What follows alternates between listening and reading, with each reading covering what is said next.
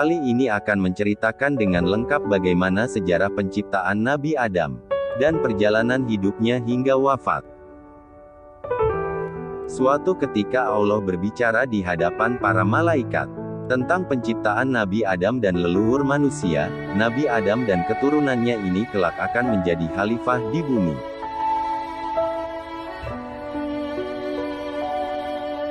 Mendengar penjelasan itu para malaikat heran, kenapa harus Adam dan anak cucunya yang menjadi khalifah? Keraguan para malaikat sebenarnya tidak beralasan. Sebab Nabi Adam mempunyai beberapa keistimewaan. Nabi Adam diciptakan langsung oleh kekuasaan Allah.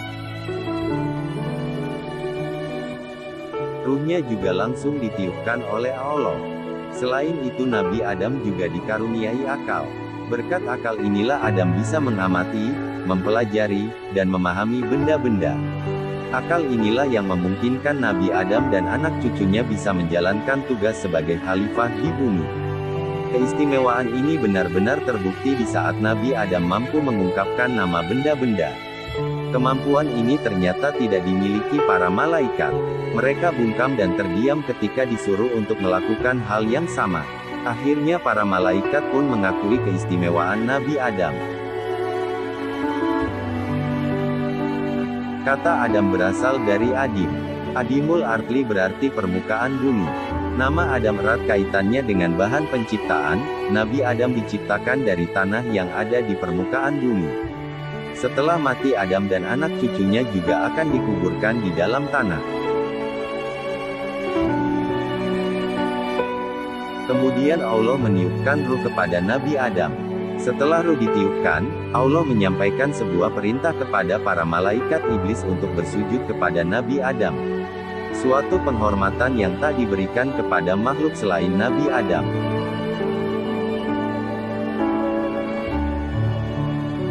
Alhasil para malaikat patuh kepada perintah Sang Pencipta.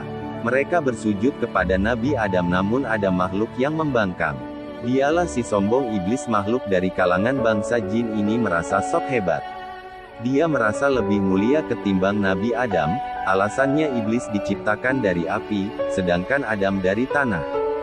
Api lebih baik daripada tanah. Penolakan iblis jelas merupakan kedurhakaan. Allah murkai iblis, kemudian dia diusir dari surga. Tak hanya itu, iblis juga mendapat laknat Allah sampai hari kiamat.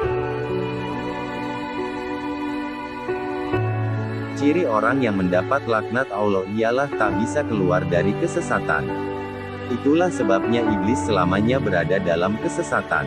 Bermula dari kesombongan, selanjutnya muncul kedengkian. Iblis merasa tidak nyaman lagi. Pasalnya ada makhluk yang mendapat kemuliaan lebih darinya. Dia tak terima, tidak boleh ada makhluk lain yang mengunggulinya. Oleh karena itu dia ingin membuktikan kalau Adam itu tidak ada apa-apanya. Caranya dia akan berusaha menyesatkan Adam dan anak cucunya. Iblis meminta tempo kepada Allah. Dia meminta umur panjang, tak tanggung-tanggung sampai hari kiamat. Umur selama itu akan dipergunakannya untuk membalas dendam. Iblis tidak ingin sendirian berada di neraka, dia ingin membawa Adam dan keturunannya turut serta ke dalam neraka.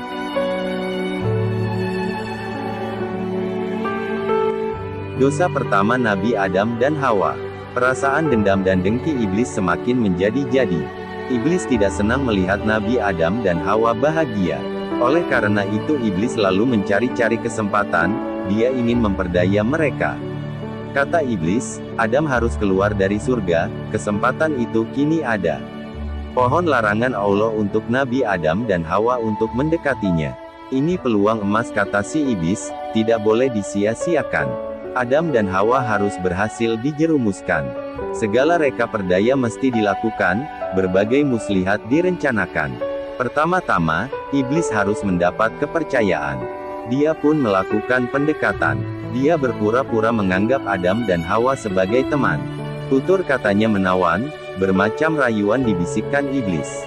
Dikatakan bahwa dia ingin memberi nasihat, ada rahasia besar yang ingin disampaikan, rahasia supaya Nabi Adam dan Hawa bisa hidup kekal.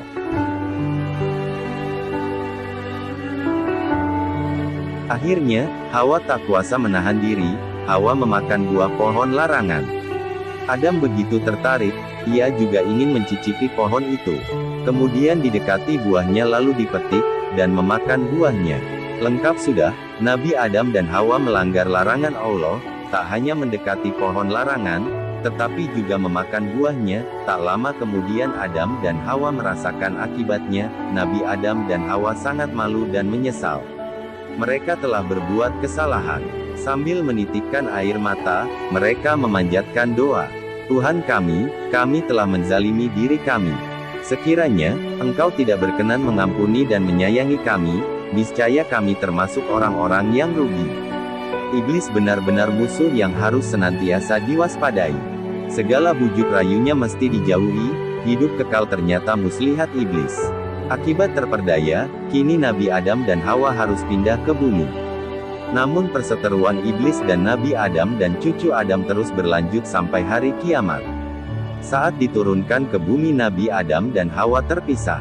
Hawa diturunkan di daerah Jeddah, Saudi Arabia. Sementara itu Adam diturunkan di daerah Hindustan.